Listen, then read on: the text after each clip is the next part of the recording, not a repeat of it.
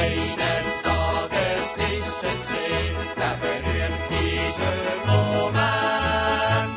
Der oben auf dem Backendruck, das ist jedem noch präsent. Ja, Richi, du sollst mich doch gut haben, wenn ich sag, wegen dir willst du dabei sein. Ja, Richi, lass mich doch nicht abgehen, sonst tut's dir halt wie weh. Richi, du sollst mich doch gut haben, wenn ich sag, wegen dir willst du dabei sein.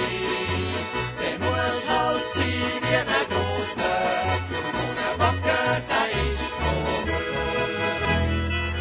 Hey, jetzt ist der Richi wieder runtergefallen. Man doch sagt, sollte ich gut haben.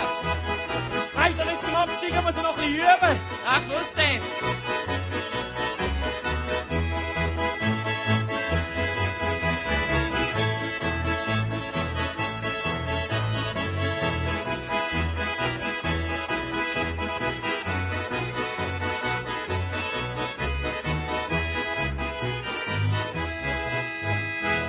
Ja, der Richi, die packt wie ein Weihnachtsbaum, durchgezogen durch die Röhre, ja, das hätte er noch gern. Wo führt das her in den nächsten 20 Jahren?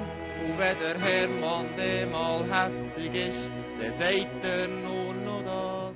Was sagt er? Du sollst dich gut haben. Ja, Richi, du sollst dich